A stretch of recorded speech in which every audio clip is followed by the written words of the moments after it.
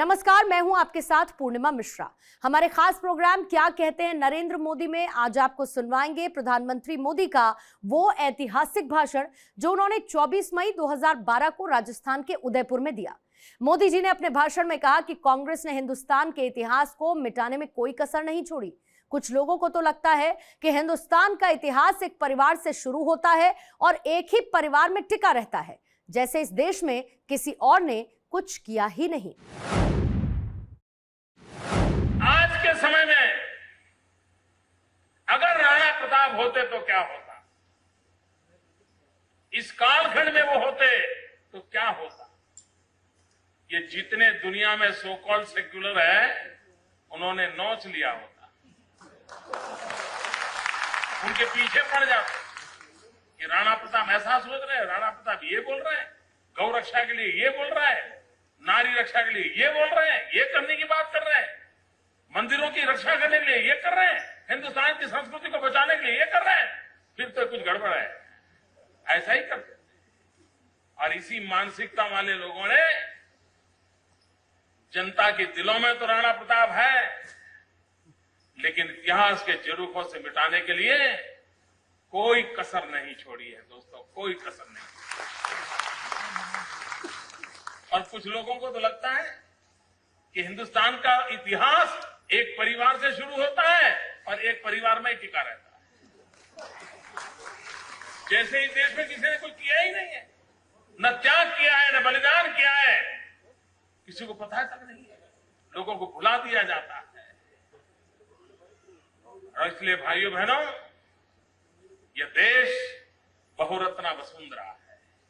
हर युग में महापुरुष पैदा हुए हैं, हर युग में वीर पुरुष पैदा हुए हैं, हर युग में समाज के लिए जीने वाले, जूझने वाले और जान की बाजी लगाने वाले लोगों की परंपरा रही है इस देश में। ये देश की विशेषता। मित्रों, 1200 साल तक हिंदुस्तान गुलाम रहा। कोई वर्ष ऐसा नहीं है, कोई साल ऐसा नहीं है कि हिंदुस्तान के किसी न किसी कोने में आजादी की ललक के साथ लोगों ने अपने आप को बलि न चढ़ा दिया। जो भी सल्तनत आई, जो भी शाही ठाट आया, सबके खिलाफ लड़ने का ताकत इस देश के अंदर रहा है। लोग लड़ते रहे, जूझते रहे। गुलामी को मन से कभी इस धरती ने स्वीकार नहीं किया था और जिसको जो मौका मिला वो लड़ाई लड़ता रहा। और इंसान तो क्या, चेतक तक लड़ता रहा। ये स्वाभिमान की लड़ाई थी। लेकिन कैसा दुर्भाग्य है,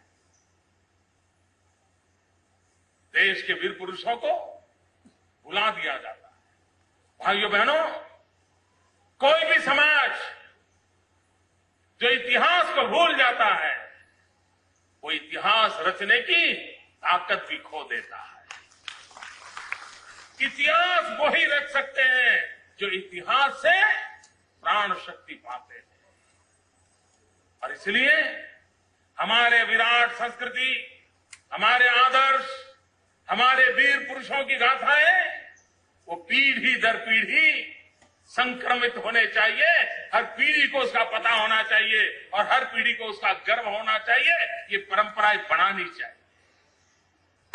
और उस अर्थ में मुझे आज आपके बीच आकर के वो प्रेरणा के पीयूष पीने का अवसर मिला है। मेरे जीवन को धन्यता मिली है, एक नई शक्ति मिली है। हम कभी सोचे क्या राणा प्रताप ने जो जो किया, जिन जिन बातों के लिए जीवन लगा दिया, आज वहां पर इन सारी चीजों में से किसी बात के लिए चिंता है क्या? किसी बात की चिंता है? अगर ऐसा ही हाल रहा तो भाइयों बहनों, इन देश के वीर महापुरुषों के बलिदान का क्या होगा? भाइयों बहनों, जीवन को आहूत करने के संकल्प किए थे। हमारे गुजरात के अंदर एक लोक कथा बड़ी प्रचलित है और बड़ी प्रेरक है। उदयपुर से सटा हुआ हमारे विजयनगर पाल के जंगल है, इसी नजदीक के इलाके में है। और महाराणा प्रताप जब अपने टेक के खातिर जंगलों में गुजारा करते थे, गुजरात के विजयनगर पाल के जंगलों में घूमते थे। एक बार वो पत्थर की चट्टान पर लेटे हुए थे और इतने में एक नौजवान कपल वहां से गुजरता था, जिसको प्यास लगी थी। वो पानी की तलाश कर रहा था। उसको लगा कि पत्थर की चट्टान पर ये महाशय सोए हैं, शायद उनको मालूम होगा कि नजदीक में कहीं पानी है क्या। तो वो चट्टान की तरफ गए। वो लोहारी काम करने वाला समाज था और राणा प्रताप के लिए उन्होंने निर्णय किया था कि जब तक राणा प्रताप का सपना पूरा नहीं होता है, हम घर नहीं बसाएंगे। बैलगाड़ी में ही अपना सामान लेकर के वो आज भी गांव गांव भटकते हैं, 400 साल के बाद भी भटकते हैं। उस सपने के लिए देश की विशेषता देखिए। उसी समाज के वो दो लोग थे। उन्होंने राणा प्रताप जी से प्रार्थना की, साहब हम लोग प्रवासी हैं, नजदीक में कहीं पानी होगा, आप कोई रास्ता दिखा सकते हैं? तो महाराणा जी, उनको पता नहीं था वो किससे बात कर रहे हैं, न उन यात्री को पता था वो किससे बात कर रहे हैं। राणा प्रताप जी ने उनके सामने देखा। उन्होंने कहा कि आप दो लोग ही निकले हो? बोले हम दो लोग निकले। तो बोले आपके संतान साथ नहीं लाए हो क्या? नहीं, बोले हमें संतान नहीं है। तो महाराणा प्रताप जी को लगा कि अरे भाई, मैंने ऐसा सवाल क्यों पूछा, बेचारों को दुख हुआ होगा। तो उन्होंने अपना संकोच से कहा, अरे अरे क्षमा कीजिए, मैंने आपको पीड़ा पहुंचे ऐसा सवाल पूछ दिया। नहीं, बोले पीड़ा पहुंचने की बात नहीं है, ये हमारे लिए गर्व की बात है कि हमारा संतान नहीं है। बोले गर्व की बात है, क्यों? तो बोले हमने प्रण लिया है। दो सामान्य लोग, लोहारी काम करने वाले परिवार के लोग, पैदल जाने वाले गरीब अवस्था के लोग, महाराणा प्रताप जैसे वीर पुरुष के सामने खड़े रह करके कहते हैं, हमने प्रण लिया है कि जब तक महाराणा प्रताप मेवाड़ की धरती पर विजय ध्वज न फहराए, तब तक हम संसार सुख नहीं मनाएंगे और इसलिए हमें बच्चे नहीं। आप कल्पना कर सकते हैं उस समय राणा प्रताप के मन को क्या हुआ होगा। क्या कभी राणा प्रताप ने भी सोचा होगा कि उनकी इस लड़ाई में कहां कहां से लोग लगे होंगे, किस किस प्रकार से लोग अपना जीवन लगाते होंगे, और तब जाकर के विजय होता है। और जब हल्दी घाटी की लड़ाई हुई, मेरे पाल, चितरिया, विजयनगर के आदिवासी वीर लोग वो तीर कमान लेकर के उस लड़ाई के मैदान में उतरे थे। उनको जो सूझता था उस प्रकार से राणा प्रताप विजयी हो, इसलिए अपने आप को बलि चढ़ाने के लिए काम में लगे। भाइयों बहनों, छोटे छोटे लोगों की जिंदगी, उसकी एक अपनी ताकत होती है, एक अहमियत होती है, और उस अहमियत का भी हम स्मरण करते हैं। और वही तो इतिहास के अंदर नई प्राण शक्ति देती है, नई ताकत देती है। भाइयों बहनों, इन वीर पुरुषों ने अपना जीवन क्यों दिया? तिरंगे झंडे के लिए लोग फांसी के तख्त पर क्यों चढ़ गए थे?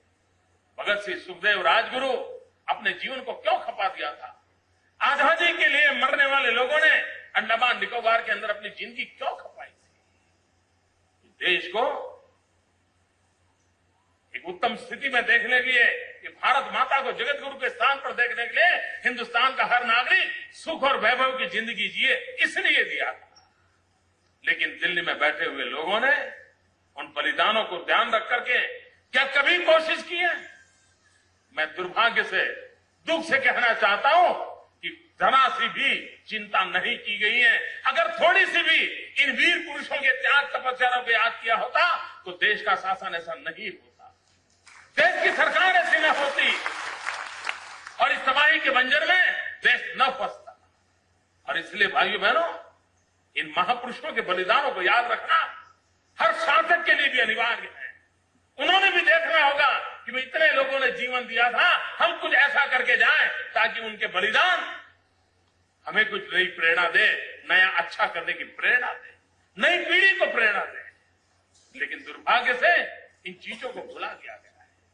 भाइयों बहनों, अब उदयपुर गुजरात अलग नहीं रहे। एक पैर उधर रखो तो गुजरात हो जाता है, एक पैर इधर रखो तो उदयपुर हो जाता है। इतना हमारा आपसे नाता है। यहाँ आधा व्यापार गुजराती भाषा में चलता है, आधा व्यापार मार्केट में चलता है। कोई व्यापारी यहाँ गुजराती न सीखे तो व्यापार नहीं चलता, वो गुजराती बोल लेता है। इतना नाता है, लेकिन ये नाता बहुत पुराना है। महाराणा प्रताप का वंशज और हमारा वल्लभी वंश, दोनों का सदियों पुराना नाता। जिस बप्पा रावल के नाम से लेकर के हमारा सर ऊंचा होता है, वो बप्पा रावल गुजरात की धरती के थे। और भाइयों बहनों, बहुत कम लोगों को मालूम होगा, जो चेतक घोड़ा था ना, उसकी मां गुजराती थी।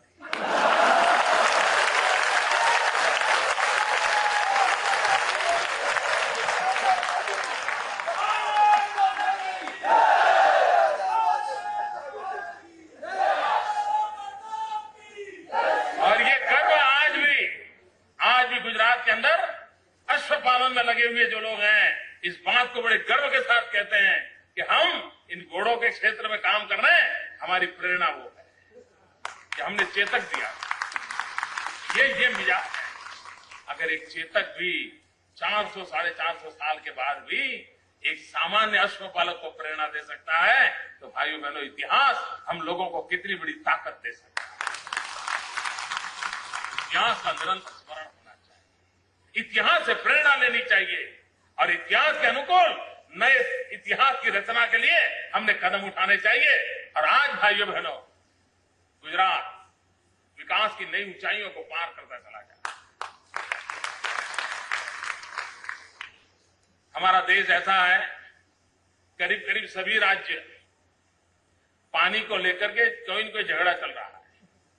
एक राज्य का दूसरे राज्य के साथ पानी के कारण कहीं न कहीं तनाव, विवाद, झगड़े चल रहे हैं, कोर्ट कचहरियां चल रही है। यह आपने सुना होगा। एकमात्र अपवाद हिंदुस्तान में आजादी के बाद है, भाइयों बहनों, मैं गर्व से कहना चाहता हूं, वो गुजरात है। वरना पानी देने के लिए कोई राज्य तैयार नहीं होता है, और पानी देना है ना, सारा समाज उसके प्रति बड़े अहोभाव से देखता है। पानी देने के लिए तैयार नहीं होता है। कोई न कोई झगड़े डालेगा, कोई न कोई कोर्ट कचहरी करेगा, कुछ न कुछ करेगा। लेकिन भाइयों बहनों, मेरा ये सौभाग्य रहा कि सरदार सरोवर डैम, नर्मदा योजना, उसको आगे बढ़ाते हुए राजस्थान की धरती पर मां नर्मदा मैया का पानी पहुंचाने का सौभाग्य मिला। कोई विवाद नहीं हुआ, कोई कोर्ट कचहरी नहीं हुई, और आज जालौर के बेल्ट में चले जाइए, चारों तरफ जो रेगिस्तान था वो आज हरियाला दिखता है। और जब ये करते हैं तो लगता है चलो राणा प्रताप की धरती को कर्ज चुकाने का हमें एक मौका मिला। ये मिजाज चाहिए देश के लिए, ये मिजाज चाहिए। हम सब हर एक के लिए कुछ न कुछ मदद करें, एक भाईचारे का माहौल बनाएं। कैसा देश आगे बढ़ सकता है, भाइयों बहनों, दुनिया स्वीकार करेगी।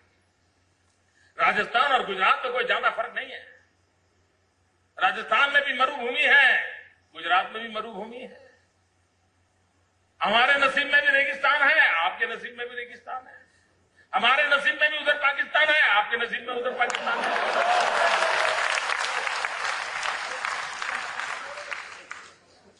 उसके बावजूद भी अकाल अगर राजस्थान में होता है तो अकाल गुजरात में भी होता है। पानी की किल्लत अगर राजस्थान को होती थी तो पानी की किल्लत गुजरात को भी होती थी। लेकिन इन सब के बावजूद भी भाइयों बहनों, कृषि विकास के अंदर आज गुजरात नेतृत्व कर रहा है। आज गुजरात आगे बढ़ रहा है।